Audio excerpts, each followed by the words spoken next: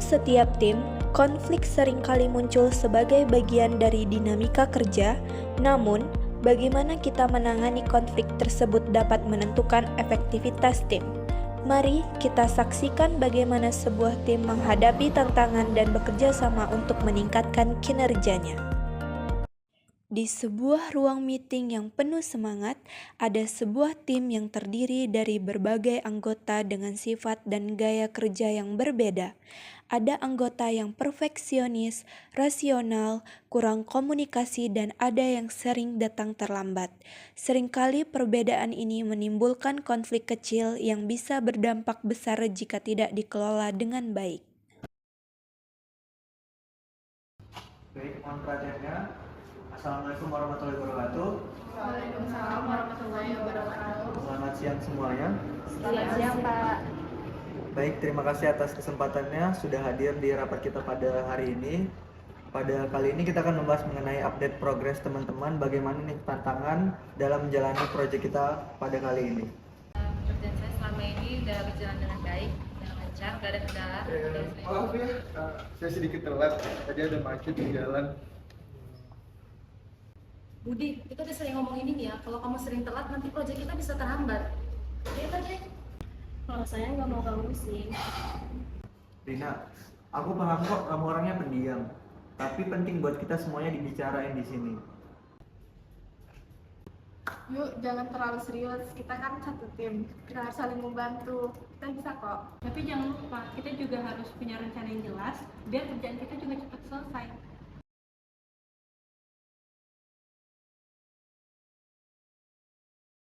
Baik, terima kasih banyak Laras. Sekarang kita bahas tantangan masing-masing dari rekan-rekan, dimulai dari Sinta.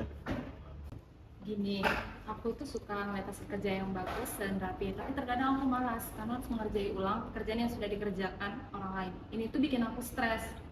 Tapi kan kita kan kerja bareng-bareng, tapi ya nggak semuanya bisa sempurna. Namanya juga nggak bisa ngelakuin sendiri. Mungkin kalau saya lebih banyak diam sih, supaya tidak menjadi masalah. Rina, ayo dong. Kita semua bisa kerja bareng. Kamu nggak sendirian di sini. Kita juga bisa ngomongin cara kerja yang lebih terstruktur, karena kalau kita cuma ngomongin perasaan aja, nggak akan selesai masalahnya.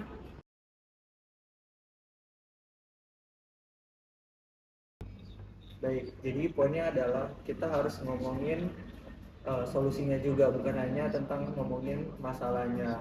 Gimana kalau kita diskusi nih dengan kelompok-kelompok kecil? Baik, sekarang kita akan membagi menjadi 2 kelompok kecil, di mana masing-masing kelompok mendiskusikan tentang tantangan yang dihadapi serta mencari solusinya. Ingat ya, kita harus mendengarkan dan jangan dipotong. Sinta, aku ngerti kok kualitas itu penting. Tapi gimana kalau kita buat sistem yang mana semua pekerja kita tuh bisa kerja lebih fleksibel? Mungkin sih, tapi kalau ada yang tetap nggak memenuhi standar gimana? Mungkin kita bisa saling ngecek progres sama-sama, jadi kita bisa lebih aware gitu.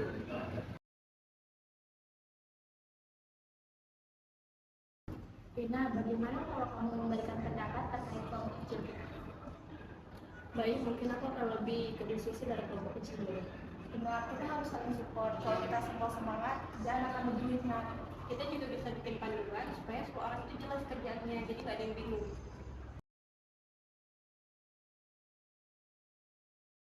Oke, baik, terima kasih banyak atas kehadiran dan juga diskusinya pada hari ini. Nah, di sini aku mau kita sama-sama sepakati untuk beberapa hal yang lebih konkret.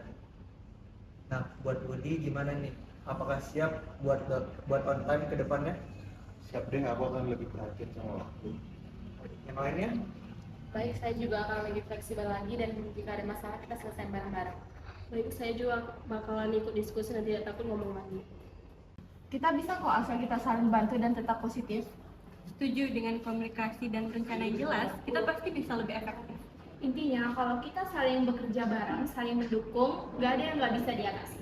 Benar banget nih, kalau kita kerja sama, kita bisa nyelesain semua masalah nih. Yuk kita mulai dengan semangat baru. Yuk tepuk tangan untuk kita semua.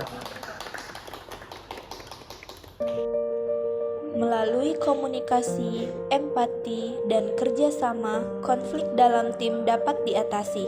Ingat, Tim yang efektif dibangun bukan hanya dari individu yang kompeten, tetapi juga dari kemampuan untuk bekerja sebagai satu kesatuan.